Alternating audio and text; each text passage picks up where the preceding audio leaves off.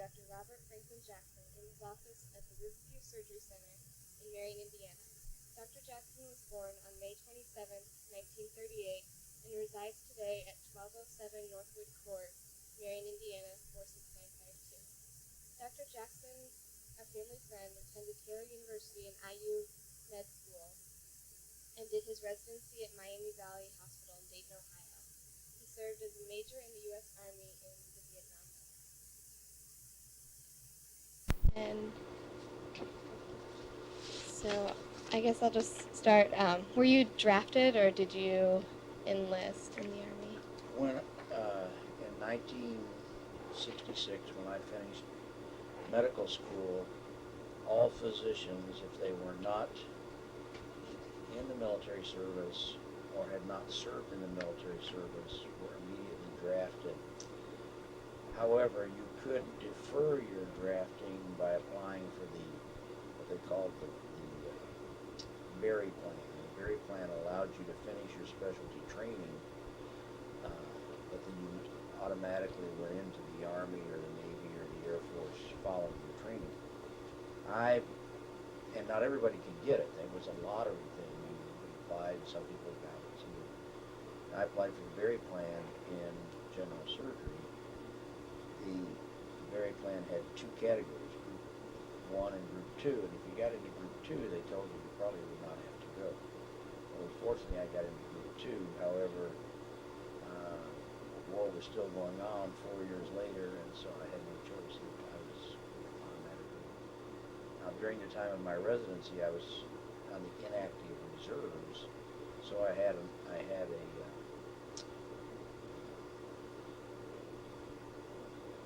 office in the Army. I was a captain during my residency, and then the minute I went into the Army, I became a major. Okay. So how old were you then? When I went in the Army, I probably was 32, 33.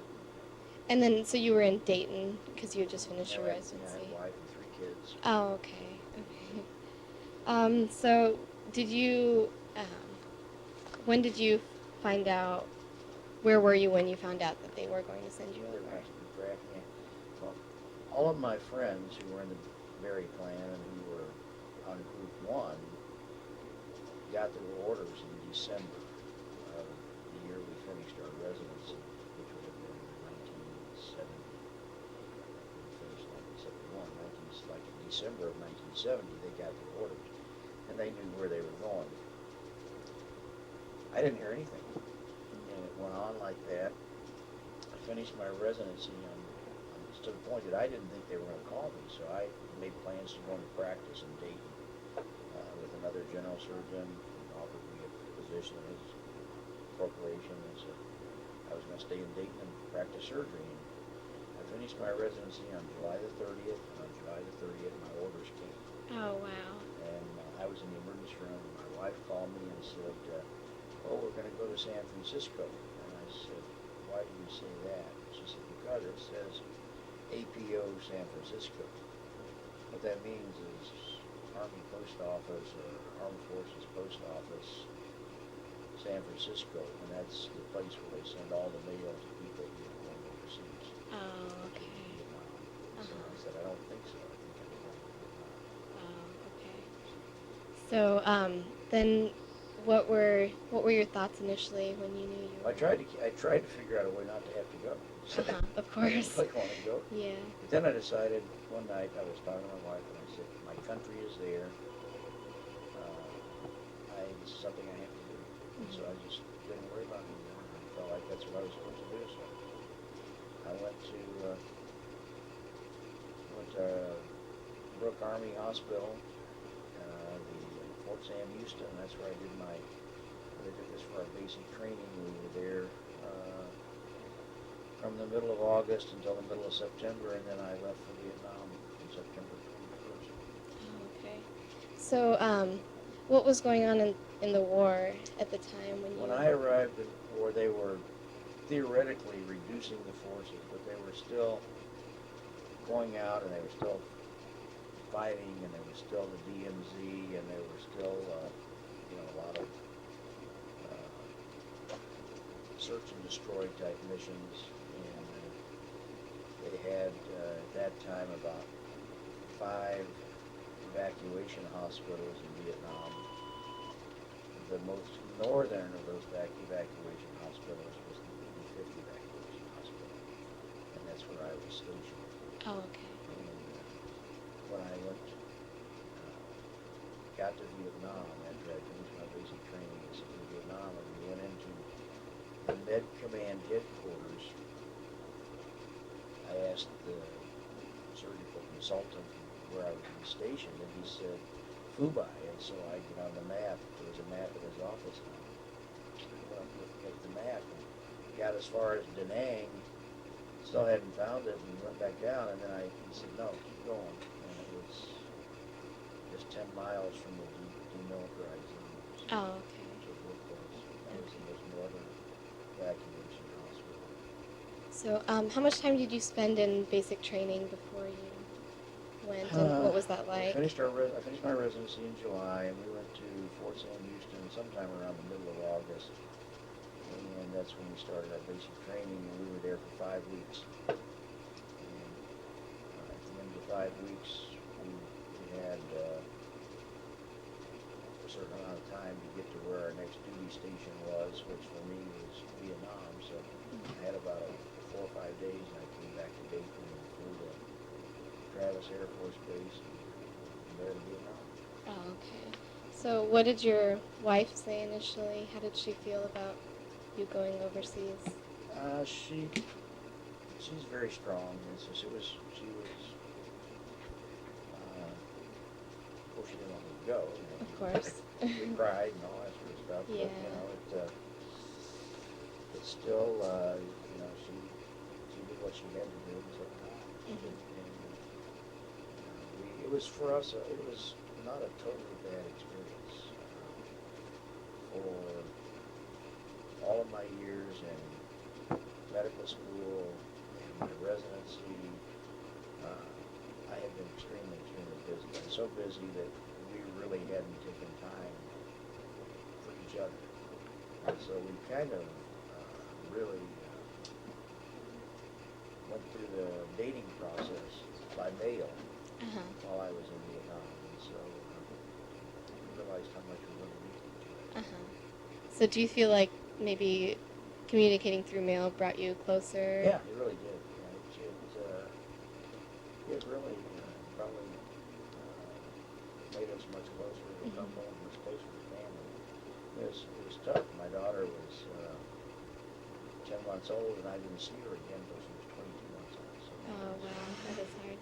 she learned to walk and everything when I wasn't around. But fortunately, they took movies and so. Yeah, yeah.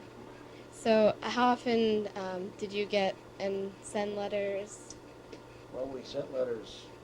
She wrote to me almost every day, and I tried to write very, very frequently, maybe 2 or 3, 4 times a week. But they changed my hospital about 5 months after I was there, from an evacuation hospital to a medical company, surgical company, KA Surgical Team. And when they did that, our mail got screwed up. So there was about a period of 5 or 6 weeks when I got no mail. Oh. And we didn't know why. She was riding with the mail wasn't coming. And some of those letters came after I returned to the United States, 6 months later. But we wrote very often.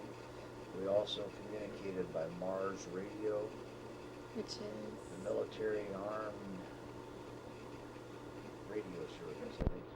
And it was a bunch of ham operators who hooked up with telephone lines, and so you could get on the phone and they would ring a line somewhere in the area where you close to where anywhere in the United States. They would be beaming to Vietnam by ham radio, and so you would talk over ham radio, and then they would dial my wife from wherever they were, and so you'd be talking. You'd say, "Hello, honey," over, and she'd say, "Hi, honey," over, and then just back and forth. Yeah. So, how often did you get to do that? You could do that about once a week, but we couldn't always get through, and they tried to stagger it, so not everybody got to do it every time. But one time, Tom, my youngest son, had meningitis, and so they would every night they let me get through.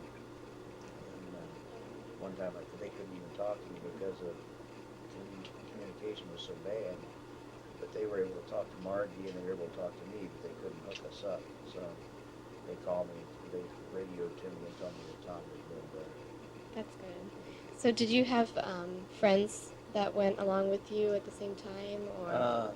Not initially. We got to know each other in our in this 5 weeks of basic training. But all of us went in different directions. But there were maybe 4 or 5 of us that went to Vietnam, and then I had an intern, one of my interns. He got drafted right out of his internship, and I had been in Vietnam about 3 weeks, and all of a sudden he showed up, and he had been drafted and sent very close to me. Oh, okay. So he was in your hospital. He was at a medical company a few miles from where I was. Okay. Then he got transferred back to Long Binh about the same time I did. And then he got sick again. So what did your duties entail at the evacuation hospital and later the medical company? Well, I did everything. I was a general surgeon, and so anything that came in the operating room, guys, they would be wounded, and because of the evacuation process they had in Vietnam with the helicopters, it's much better than it is here in the United States even today. Within 10 minutes of the time they were shot, they could be back in the hospital or the operating room. Oh, wow. Or could be safe in the operating room. And of course we were taken immediately to surgery because everybody was there. And so at the 85th evacuation hospital we had a lot of casualties and a lot of wounds. And it was like we would have long periods where we didn't do hardly anything, and then we had a period where it would be a very offensive, and we'd have a lot of people wounded, and we'd take care of them, get them stabilized, and either if they were minor injuries, we would send them back to duty, but if they were major injuries, we would stabilize and we would ship them out to Da Nang, and Da Nang on to the States. Okay. And sometimes directly from our hospital, we would take them back to the States. Uh-huh. So what was the medical technology like then compared to what you were used to in your residency? It was really, they had almost anything you can think of. We had pretty good x-ray capability. Blood banking was very, very well done. We used a lot of fresh blood. Just, somebody was A positive, they would go find 5 guys who were A positive, and they would have plenty of blood. We had pretty much all of the equipment that we needed because they shipped it into us. We operated in Quonset huts, so it was kind of like MASH. You watch MASH. It was similar to MASH. Oh, okay.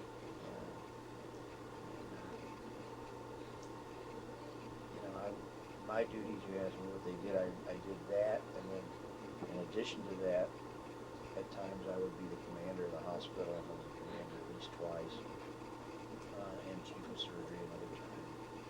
And so we would have to do all the other paperwork and stuff. But, basically, most of the time we operated as surgeons. Okay. Did you ever see combat then, or? No? Yeah, well, we were surrounded by combat. I mean, the day I landed in Vietnam, or the day I landed at Phu Bai, I sat down in the officers' club, and all of a sudden I hear these explosions all around me. And the explosions were, they were destroying the old ammunition. I didn't realize I thought we were being bombed. It was the old ammunition. But right beside our hospital, see, the military is not always very smart. They put the hospital in the middle. And on the outside of the hospital, in the 4 different quadrants, on one quadrant was the helicopter base, which was something that the Viet Cong would like to have gotten rid of. On the other corner was the 8th R&R, which is radio and research, which was broadcasting and listening to everything that came out of Hanoi, and we're ready to interpret all that. So that's another place they didn't like. The other area was the ammunition dump, which was another bad thing, and then the fourth thing was the airfield. So those were the things that were right around the hospital. So if they tried to send rockets into any of those things and missed, it ruined the hospital. Yeah. So that's where I was. How many people were you treating at a time then in the hospital? It would vary. Like I say, sometimes they would go maybe 2 or 3 days. We wouldn't do anything because everything was going to be boredom. And then maybe we might be operating all night and for 2 or 3 days in a row. We never had any incident. And most of the time it was explosions, gunshot wounds, landmines that these guys would step on. They would go out to search and destroy, looking for the enemy, and they had these what they called brown betties. They would come up a little bit when they stepped on it, and then they would explode, and so it usually would take off an arm or a leg and send fragments into the abdomen. The new military in Vietnam, which as opposed to World War II or even Korea, they're very, very famous for the flak jackets and very good armor, and so they ended up getting more extremity wounds and maybe fragment wounds than they did actual killing wounds. Mm-hmm. So you did a lot of amputations then, is that? Amputations, a lot of opening the abdomen to look for fragments, putting the bowel back together, taking off arms, legs, that kind of stuff. Did you have a lot of help as far as nursing there? They had, initially when I went to the 85th Evacuation Hospital, there was a pretty large nursing staff, both males and females. As they began to make it leaner and meaner, and it got kind of dangerous, they moved all the females out and just left us men, and I had male nurses. When I first went there, there were a lot of female nurses. What did you do on a day-to-day basis that kind of kept your spirits up? Read. I think I read. At one time when I was stationed in Plaquemine, I read. I think it was. In 1 week's time, I read something like 27 novels. Wow. We did a lot of at Fubai. We did a lot of card playing, a lot of cards at the officers' club, night after night. Occasionally, they would bring in show troops. Bob Hope came while I was there. I took all of my troops. If you saw his program the other day, it was we emptied the hospital, put all these guys with their IVs and everything in 2-ton trucks and took them up to the Camp Eagle where he was performing. And we had the front row and put all the hospitalized patients there. Oh, that's nice. Occasionally there was, you see MASH with those movies that they would show. Well, we had those too. Sometimes there would be a movie, we would watch a movie. We went through Typhoon Hester while I was there. Oh, okay. There was a lot of boredom. Oh, and the other thing was, as I told you earlier, we were stationed very close to 8th R&R. Right. 8th R&R, the people who worked at 8th R&R, most of them had IQs that were off the scale, because these are the people who did all of the interpreting and code breaking and all of that. So for those folks, they had set up a lot of extracurricular kind of things for them to do to keep them busy. And they had a pretty good photography darkroom over there. So I learned how to do that while I was there. Oh, that's Take good. pictures and develop pictures. Uh-huh. But other than that, we just, like I said, a lot of boredom. Yeah, a lot of waiting. A lot of waiting. What were some of your most memorable experiences then? Well, I took care of a young man, and during one one of the times when I was there, and he was really badly wounded. He didn't remember anything. And when he came to the hospital, he needed blood very badly. And so his general came by, and the general said, "Is there anything I can do to help you?" And I said, "I need some blood for this man." And he said, "Okay." And so he went to this guy's company, and he said, "So-and-so, your buddy was in trouble." But he didn't tell him, he didn't make an order that they had to give blood. But within about less than a half an hour, he was back 20 minutes ago for me from guys in this guy's troop. So in the process, when the guy got dismissed, I just wrote a letter to him, stuck it in his stuff, and sent it to him, sent it with him, and he found it in Okinawa when he arrived in Okinawa a month or so later when he really regained consciousness. And he wrote back and thanked me for sending me that. That was pretty wonderful. Then when I was stationed in Long Binh, they made me, we used to go over to a place called Benoit. And Benoit was a province, and there was an Australian surgical team that was working on civilians. And so they made me a consultant for their hospital. And so 3 days a week, when we were in Long Binh and weren't doing anything, I went over and helped them operate on the civilians, kind of like a missionary kind of program. And I got to know the Australians, and I mean, we did all kinds of wild surgery over there. Mm-hmm. And then probably the most memorable thing was I met a family there that were brought to the United States Oh, okay. through my church, the Lynn family. A friend, we were holdings, and one of my friends was teaching English to this family, and he took me down and introduced me to him. And then we got back to the States, I met their son, and their son was going to college here in the United States, and he got trapped here when Vietnam fell. And so his family then subsequently escaped to Thailand, and through my church and the family, and brought them here. So they've been kind of like my kids ever since. So have you kept in touch with? Oh, I still, yeah, we see them all the time. The father just passed away, this in January. And then I brought a patient back to the United States once, so that was kind of an experience. I had complete charge of the airplane, everything. If I didn't want them to fly, they didn't fly. If I wanted them to turn around and go back, they would. Mm-hmm. They kept coming back and checking with me, asking if the patient could make it, onto Hawaii and all that kind of stuff. Oh, okay. So when the patient was brought back here, where did they bring him? To San Francisco, to Presidio, or it's the one right by the Golden Gate Bridge in Uh-huh. San Francisco. So you treated the Vietnamese as well as. We tried to always do that because, we were young surgeons right out of our residency, and we wanted to operate.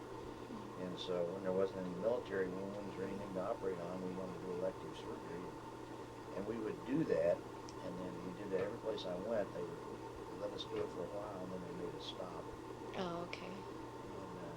But the one place we could do it, of course, was in this Providence Hospital in Benoit, which was about 10, 15 miles from Long Binh, where I was stationed. So we go there every Monday, Wednesday, Friday. So you worked alongside with Vietnamese physicians as well then? Not so many Vietnamese physicians as we did with the Australians. I did meet Vietnamese physicians. As a matter of fact, I gave away, when our hospital was finally closed in Long Binh, I closed that hospital. We had a bunch of stuff we had to get rid of, and one of them was our medical library. And I knew a young Vietnamese medical student who served as an interpreter at our hospital. And I gave him our whole library, thousands of dollars worth of books. Uh-huh. So we couldn't bring them home, so I just gave them to him. He took them up to Kuwait. Oh, okay. So So you mentioned before that you read a lot. Did they have library access for you for? We took I took a lot of my own books with me, you know, because they shipped everything over for me. They take so many pounds. Mhm. And so I had, I sort of some of a lot of my surgical texts. And then at both hospitals, not at Pleiku, not at the 67th Evac, which I was stationed for just a short period of time, but at the Long Van at the 24th Evacuation Hospital and my initial hospital, the 85th Evacuation Hospital. They had library that had some books. Uh-huh. So how much were you allowed to take with you? You said. I don't remember. It was like a duffel bag and, other, I think you had two bags you could take. Oh, okay. And then when you came home, they let you ship anything home. Like I had air conditioner that I bought in Vietnam and some things I used, and they let you ship it home. Oh, okay. What was food like while you were there? It was all mess hall food, they usually had a chef somewhere, or not a chef, a cook. They cooked, and wasn't too bad until we got to, till they geared the hospital down, and then they started feeding us those D rations or C rations, I can't remember. They were terrible. They were bad. Matter of fact, I had a master sergeant, kind of like Radar. You see Radar on TV, the guy called Radar. He could get you anything. And so I said, look, I can't eat this food. And somewhere they found, he arranged to find some food for me that I could cook in my own little food giant. So what was housing like then? Where, Most of the time we stayed in what they called hooches. They were little, like beach huts. And the one I stayed in Fubai, these places had been put up. They were these little temporary buildings, and they put up to last 6 months. That was in 1964, and I was there in 1971. So they were only supposed to last 6 months, and they were still there. So. yeah. And they were like almost like a tent, but they were made out of wood. And metal roofs. That's where I stayed. Everywhere I was at, the longer had built, and the guy that left before me, I took over his hooch. So did you live with other men, or did you have your own room? I had my own room, every place I was in. Oh, okay. And then when I was commander of the hospital in Fubai, I had a trailer. They moved in this trailer. That's where I lived. Oh, okay. So did you feel a lot of pressure or stress while you were there, or was it just a lot like practicing would have been here? No, you were always lived kind of under care. Something might happen to you.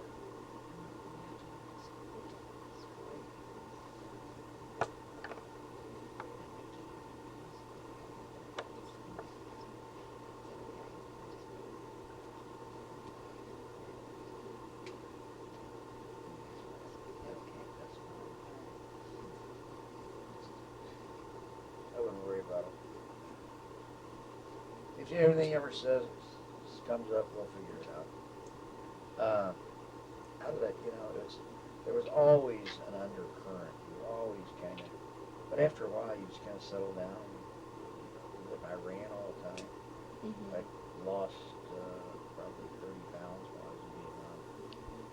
Intentionally, I went over there weighing about 165, came home weighing about 135. What'd your wife think about that? She was happy. and I was, of course I was tan when I grew up. Uh-huh. Pretty good shape.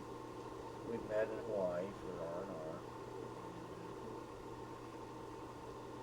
And the time that really worries you the most is the time when you're about ready to come home. They call it short-timer syndrome. And like when I got my orders and I was going to come home, the medical consultant called me, or the surgical consultant called me up and said, I've got good news and bad news. What do you want first? And I said, well, I guess the good news is, well, you're going to get a drop. You're going to get to go home a month or so later. And I said, well, that's great. He said, the bad news is, before you go home, you gotta go to Pleiku. And so I was stationed in Pleiku during the Khantum invasion, and there was, fighting all the time. Always gunshot wounds and all that kind of stuff Oh. going on. And the day I landed in the airport, right after I drove away, the airport got blown up, and I'm getting ready to come home in 3 Wow. weeks. So Yeah. you're sitting there and you think, well, I'm going to get killed before I get to go home. So what did you do to make it through those last few weeks? That's when I read those 27 That's books. when you read the books. But we had, it was, and I kept waiting for the guy. I was up there TDY because this one guy, surgeon who was there, went on R&R. Of course, he never came back from R&R because he had to, so it took him a long time to get back. And the day he got back, I quickly caught a flight back down to Long Binh, and I cleared in one day. It usually took a week to get out, but in one day, because I had been around for this time long enough that I knew where to go. I found all the people I needed to sign my orders, packed my stuff, and I was out of there on my way home in 24 hours by the time I got back from Vancouver. That's nice. So, did you went back to San Francisco then, or were you allowed to I go? flew back to Traverse Air Force Base, and then I was stationed for the last year at Fort Knox, Kentucky. Oh, okay. So did your wife came to your Yeah, family came to Fort Yeah, Knox then then? we moved to Fort Knox. Okay. Yeah. Uh-huh. So did you do anything before you left for good luck or to kind of ease your nerves before leaving? Played a lot. Yeah. No, it's really hard.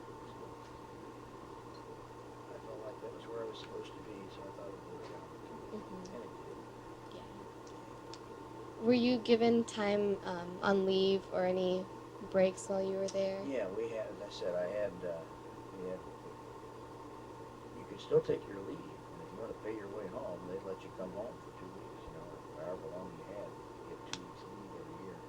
And then they gave you an R&R, which was rest and recuperation, and you could Okay. take that after you've been in country 6 months. Uh-huh. And so for that, they would send you, there were 3 places you could go. You could either go to Thailand, you could go to Hong Kong or Shanghai, or you could go to Hawaii. And so Margie flew to Hawaii, and I flew to Hawaii. We met there for a week. We hadn't seen each other for 6 months. Oh, okay. Kind of like a new honeymoon. Yeah. And then when I brought the patient home, I didn't come back right away. I took a few days and went home to see Margie again. I wasn't supposed to. So I got home a couple of times. So how long did you spend in Hawaii with her? We were there. Your R&R was 6 days, or 7 days, Mhm. and 6 nights, or 6 nights, 7 nights and 6 days. I don't know. That was a week. And it got kind of messed up. I was supposed to go one day, and I didn't get out that day because they only take so many people and they had so many planes. And so I had to wait a day. So she was in Hawaii for a day waiting on me. Uh-huh. Didn't know where I was, but then they told me I would be coming when I was in Anacostia. So we went there. Had a great time. That's nice. So you said you took up photography while you were there. What were you most interested in? I had a 35mm camera and black and white film, and I took a lot of pictures and then developed them in this dark room. I'd never done that. It was just something new. Uh-huh. So did you have any photographs of people you met there, or did you save a lot of memories like that? Yeah, I've got a whole raft of albums and pictures of Vietnam. Pictures of Typhoon Hester when we were trying to sandbag our woods to make them stay on. Way one time. Pictures of that. Pleiku with the mountain yards, which are very similar to our American Indians. They're kind of native. Almost like Indians that live in Vietnam, and they fight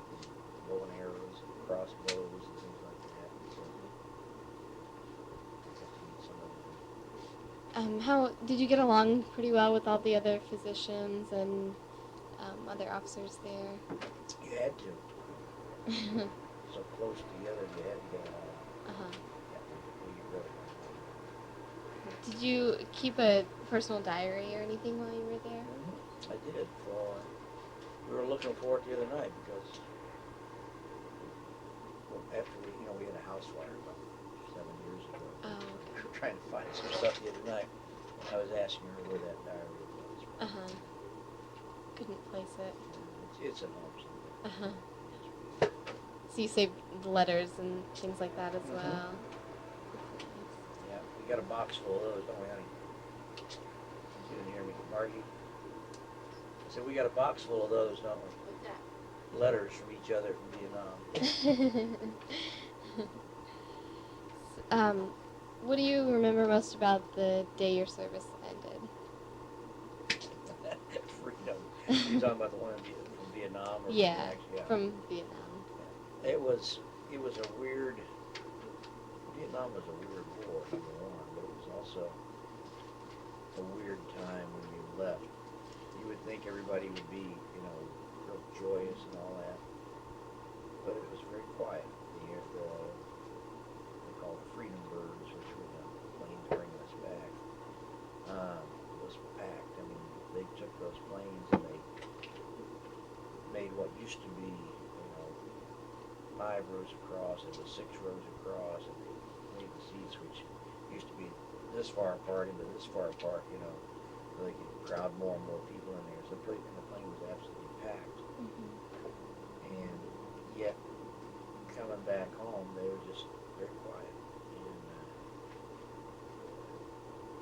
kind of cheered a little bit when we took off. And nothing much was said until the guy flying the plane, the pilot flying the plane, was just outside of Travis. And he said, well, I just want to welcome you all back to the world. And then the plane was kind of erupted. But most of the way home, it was pretty quiet. Because you're thankful that you didn't get killed. Mm-hmm. You're very thankful that, you're getting home, go home if you see your family, but you're leaving some people behind, good friends, Mm-hmm. and you don't know if they're going to make it back. And it's, you wonder how it's going to be when you get back home. You've been gone for a year. Yeah.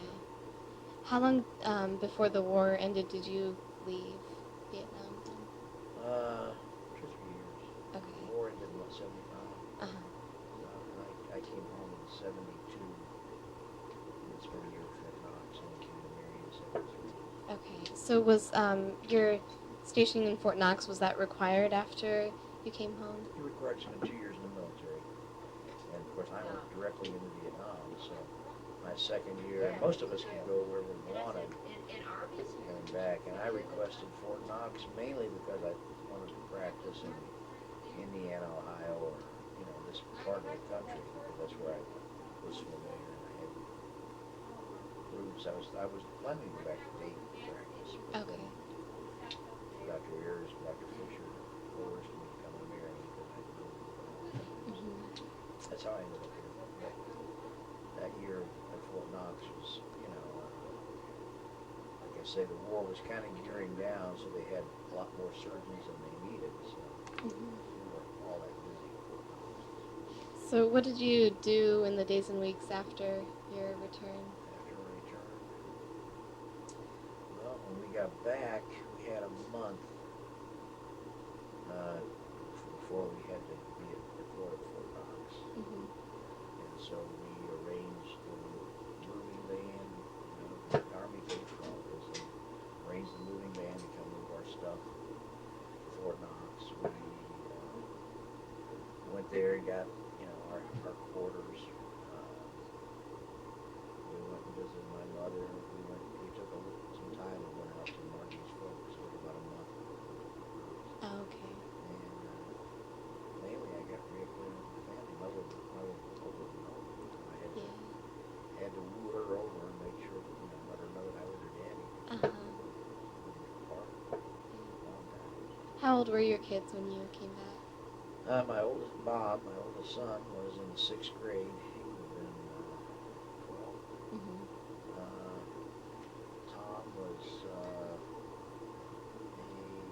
second or third grader. And Susie, of course, was just a baby. She was 22 months old when I came home. What did you miss the most, of course, other than your family while you were there? Uh, Maybe about the American culture yeah, or. basically, yeah, that's what you miss the most, you know.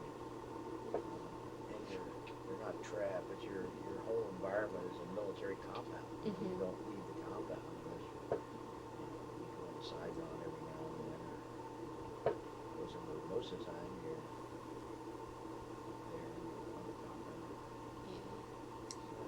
And you miss, you miss being able to drive down to McDonald's or go to a restaurant or whatever. Yeah. Mhm. Though they had some semblances of restaurants or military officers' clubs. Uh-huh.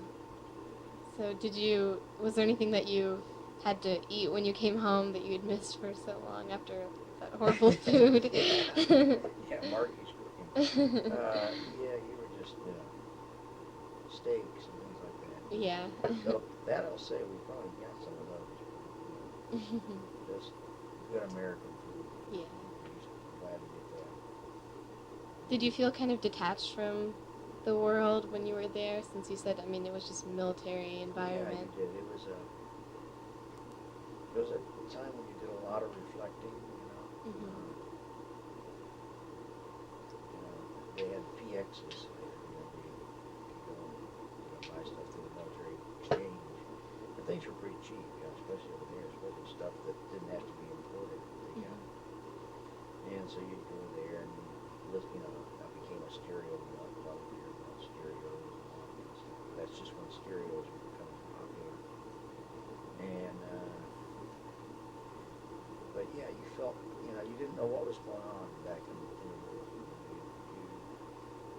Nothing made sense. When you come home, like when I came home on leave that time, and they showed these pictures of what was going on in Vietnam, it really wasn't what was going on in Vietnam. The newspapers tend to sensationalize things sometimes.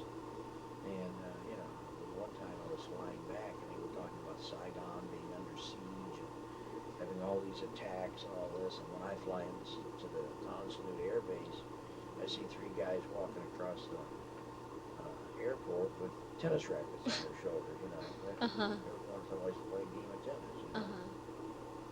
The media plays it up a lot. Yeah, Mhm. so, but, yeah, you felt, and when you came home, nobody understood. Nobody understood what you'd been through.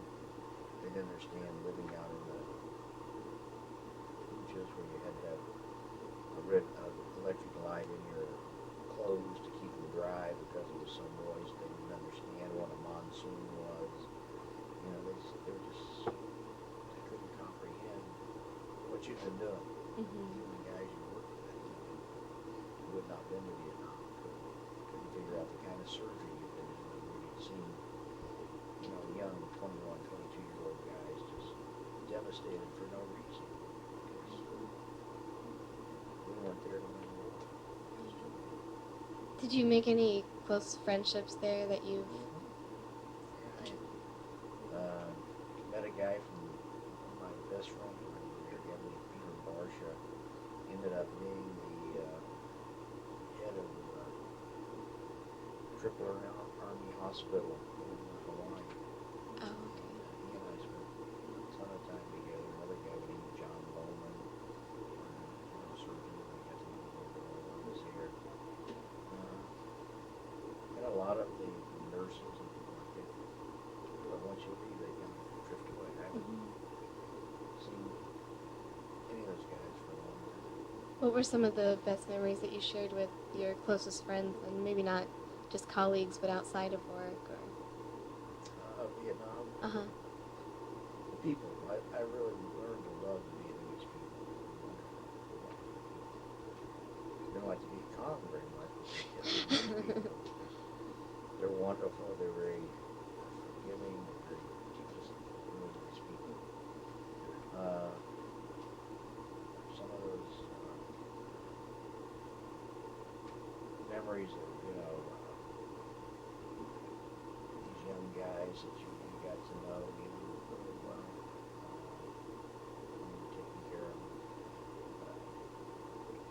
Rawson is probably one of the most memorable people I've ever met in my life. He was the guy who was the head of the Army in Southeast Asia. He was a four-star general.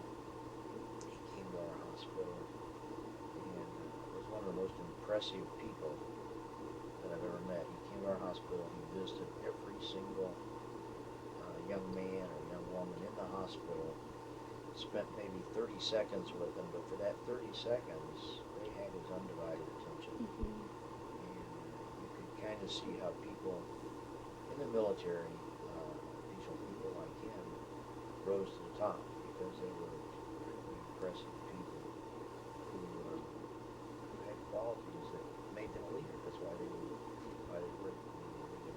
Mm-hmm. Sitting in Saigon waiting to get out on R&R with my buddy from Dayton. He and I flew home together, or flew to Hawaii together. Was sleeping in a place that the church had set up for military people. Now there was a missionary there by the name of Hank Jones that I got to meet on Saturday.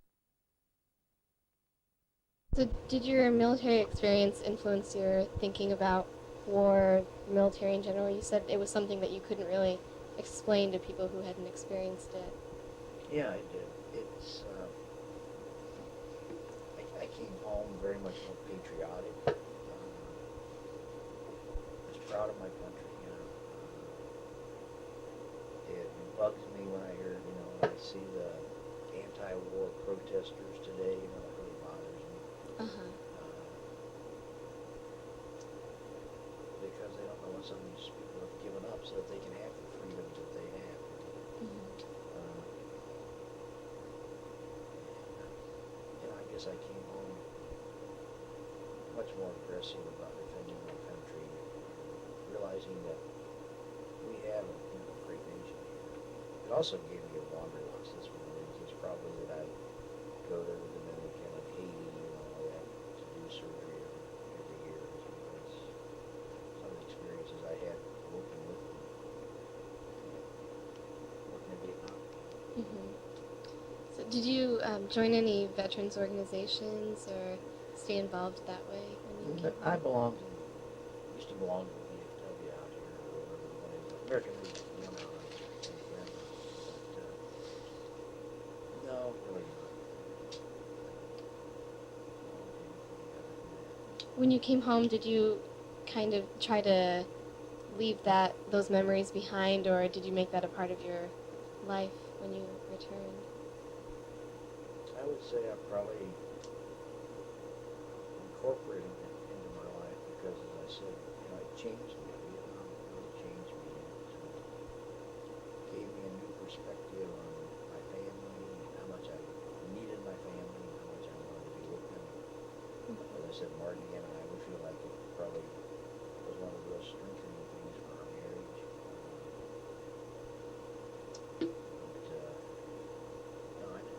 I never wanted to forget it. I tell people often that I wouldn't do that again for $1 million. But I also wouldn't take $1 million from the experiences I had there. It was the best and worst of my life, probably.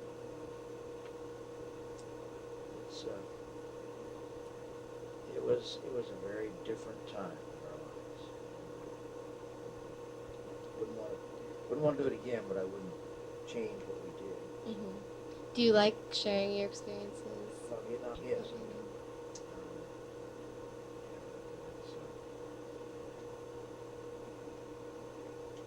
I don't know how to explain it, but it's been a good experience to tell people about it. How was it to tell your kids when you came home? They were probably wondering where you'd been for so long. Yeah.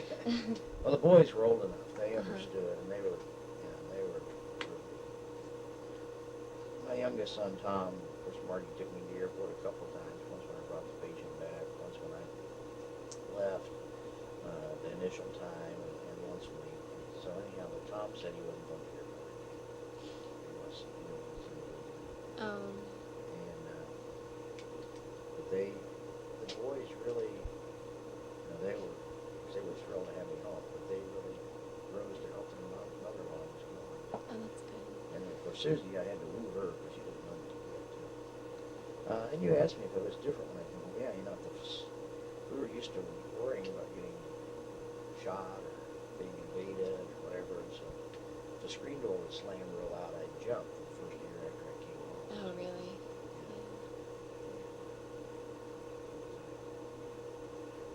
It wears off after a while. You think you'll never change back to the way you were. It's probably. Mm-hmm. Well, was there anything else that you wanted to add? I think those are all my questions. Okay. So. No, the other thing I would add is that, those kind of experiences, and, when I see our young men, like, as I was watching the Iraqi war,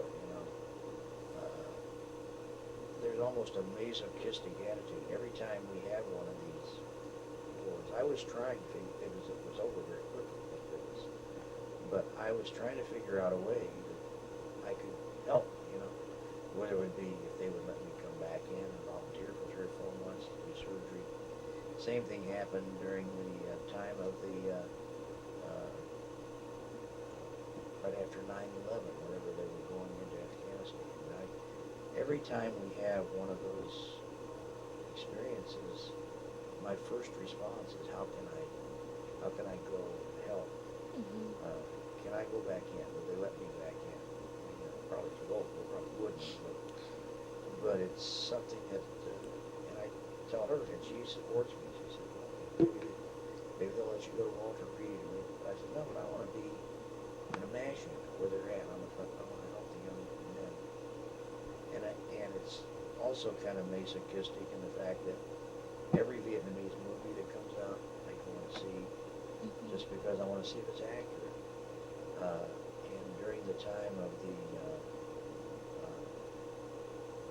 Iraqi freedom, my television was constantly tuned to either Fox News or CNN or NBC News. One of the channels that just kept the military on all the time. I want to see what's happening there. It's, because you can empathize, you can put yourself in the position of those young men and women who are fighting, and you feel for them because you know what they're going through. Mm-hmm.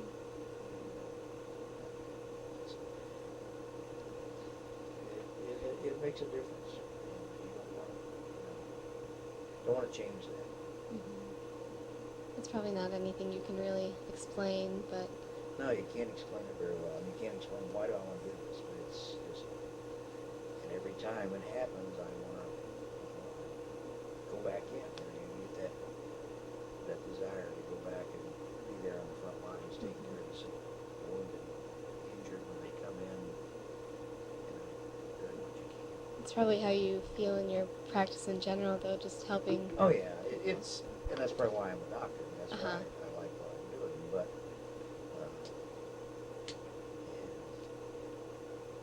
I don't want to shoot anybody, but I wanted to take care of the guys who've been shot. Yeah. Well, thank you very much. Oh, you're welcome. I hope it helps. Oh, of course.